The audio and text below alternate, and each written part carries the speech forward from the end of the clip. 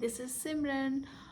तो आज के ब्लॉग में मैं आपको बताऊंगी, आज की डेट है 29 जून 2025। तो जो आज की डेट है 29 जून, ये मेरे लिए ना बहुत इम्पॉर्टेंट और बहुत ही यादगार डेट है। तो मैं आपको इस ब्लॉग के एंड में बताऊंगी कि आज के दिन क्या हुआ करता था।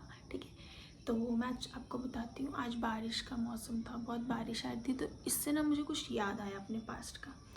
तो मैं बताती हूँ कि लाइफ में मुझे सबसे पहली बार कब धक्का लगा था। सबसे पहले मतलब ऐसा टाइम था लाइफ में, सबसे पहले मुझे कब ऐसा फील हुआ था कि अगर ऐसा होता तो, ऐसा वाला ना। तो मुझे लाइफ में सबसे पहले मेरा हार्ट ब्रेक कब हुआ था, तो आज का ही दिन था। मतलब यही दिन चल रहे थे, बारिश के दिन। तो क्या हुआ था, मेरे पापा ना ड्यूटी से वापस आ रहे थे, तो जो उनकी गाड़ी थी उसका ब्रेक फेल हो गया था। ब्रेक फेल इस तरीके से हुआ कि जो मेरे पापा आ रहे थे वो पहाड़ों की तरफ से आ रहे थे, और पहाड़ में ब्रेक फेल होना गया, तो आप समझ सकते हैं कि वहाँ पे कुछ वो नहीं है आपके पास कि आप कहीं पे दीवार में मार लें या कुछ कर लें और आप गाड़ी को कैसे ना कैसे रोक लें। तो मतलब, और ये भी नहीं पता आपको कि सामने से गाड़ी किस मोड़ पर कौन सी गाड़ी आ जाएगी, आपने क्या एक्शन लेना, कुछ नहीं पता। तो मेरे पापा की गाड़ी का ब्रेक फेल हो गया था। तो उसमें क्या हुआ कि जो गाड़ी है, जो मेरे पापा की गाड़ी के जो ड्राइवर अंकल थे, उन्होंने क्या किया कि उस गाड़ी को ना पहाड़ पे, एक तरफ पे खाई थी और एक तरफ पे पहाड़ था, तो उन्होंने बहुत मुश्किल से बचा बचा कर उन्होंने क्या किया, वो बार बार जो इस साइड का जो पहाड़ था उसमें बार बार उसको मार रहे थे, गाड़ी को बार बार मतलब हिट कर रहे थे, मार रहे थे कि कैसे ना कैसे ये गाड़ी रुक जाए। ठीक है, पापा ने हमें बताया कि कम से कम 1 किलोमीटर तक, 1 से 2 किलोमीटर तक वो बस गाड़ी को हिट कर रहे थे पहाड़ों में। और उस टाइम पे ये अच्छा हुआ कि सामने से कुछ गाड़ी नहीं आ रही थी, ना कोई पीछे से आ रही थी, गाड़ी वो अकेली थी उस रोड पे। अगर बाई चांस उस रोड पे कोई दूसरी गाड़ी होती तो उसको भी नुकसान हो सकता था, और ये ऐसा भी हो सकता था कि उस गाड़ी को बचाने के चक्कर में जो पापा वाली गाड़ी थी उसको, है ना, तो कुछ भी हो सकता था। तो कैसे ना कैसे वो गाड़ी बची, और मतलब उन्होंने जो मतलब ठोक के वो गाड़ी बची। और ना क्या हुआ, बस वो गाड़ी एट द एंड पलट गई। ठीक है, जब वो पलटी तो उस गाड़ी का जो सामने वाला शीशा होता है ना, वो निकल के बाहर आ गया, और इस तरीके से आया कि जैसे कि जब हमने फ़ोटोज़ देखी ना, तो ऐसा लग रहा था कि उस शीशे को निकाल के किसी ने रखा, उसमें ना कोई तोड़ फोड़ कुछ नहीं हुआ था, टूटा भी बिल्कुल नहीं था, बस ऐसा लग रहा था शीशा निकाल के रख दिया है बाहर। ठीक है, अब क्या हुआ, पापा घर वापस आए। पापा जैसे ही घर पहुँचे तो ना जो हमारे पड़ोसी या बहुत लोग आने लगे एक एक करके, और सब पापा रूम में बैठे थे, सब आने लगे, पापा सबको बता रहे।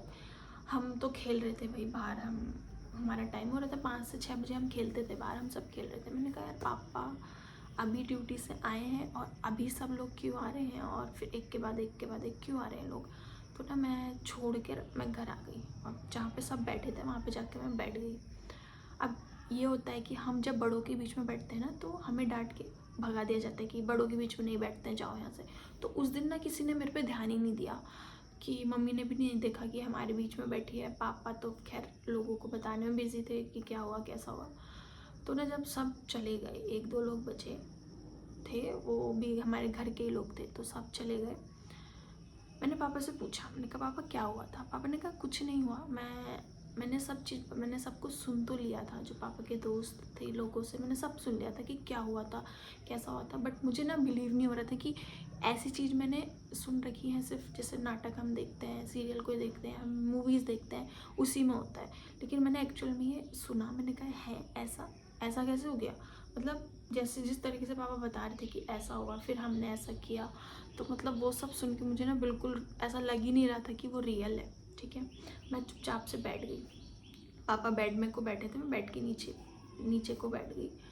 तो पापा ने उठाया मुझे, पापा ने कहा कि कुछ नहीं हुआ, ठीक हूँ मैं, कुछ नहीं हुआ है, बस पापा के ना पैर पर थोड़ी सी खरोच आई थी, वहाँ पे थोड़ा ब्लड निकल रहा था। तो मैंने कहा पापा ये कैसे हुआ। फिर तो पापा ने कहा कि कुछ नहीं है। तो मेरे बगल में ना एक बच्ची बैठी थी, और उसको मैंने पकड़ा था, और एक हाथ से मैंने उसको पकड़ा था, और एक हाथ से मैंने मतलब गाड़ी का जो एक हैंडल जैसा था उसको पकड़ा था टाइट से। उसको इसलिए पकड़ा था कि वो बच्ची है, कहीं अगर गाड़ी पलटती है या कुछ होता है तो उसको कुछ ना हो।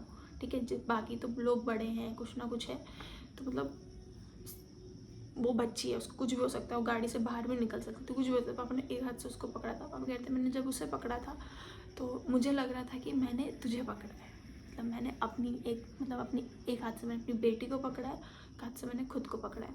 तो और उस दिन कोइंसिडेंटली पापा मेरे लिए एक वॉच ला रहे थे, ठीक है।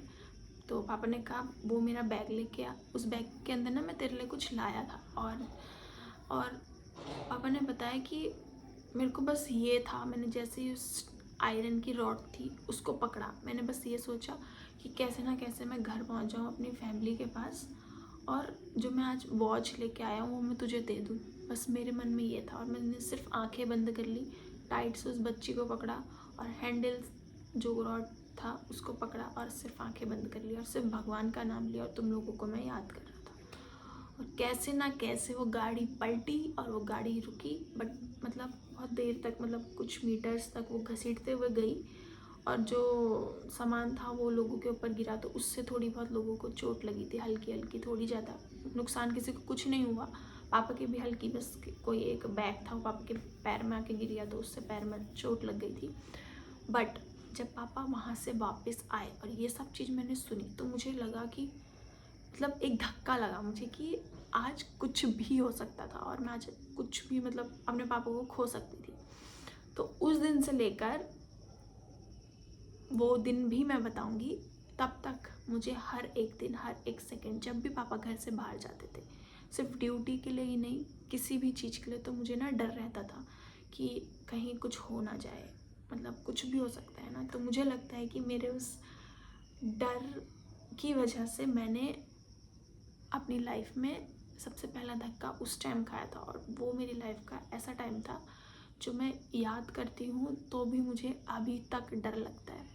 बल्कि अब डरने का कोई पॉइंट नहीं है, अब मैं किस चीज़ के लिए डरूं, बट मुझे अभी भी वो मैं चीज़ सोचती हूँ तो मुझे डर लगता है कि उस दिन कुछ भी हो सकता था और मैं अपने पापा को इतनी पहले खो देती। तो स्टे ट्यून गाइस विद मी। बस मैं इतना कहना चाहती हूँ कि लाइफ में हमेशा पॉजिटिव रहो, ठीक है। और अगर किसी के जाने का लिखा है ना तो वो जाकर रहेगा, ये नहीं मतलब कि जिसकी डेस्टिनी जहाँ तक है, जिसका जहाँ तक रहना है वहाँ तक वो रहेगा। इसलिए गाइस कि हमेशा प्यार से सबके साथ रहो, कुछ नहीं पता किस पल में किसके साथ क्या हो जाए, किस सेकंड में किसके साथ क्या हो जाए।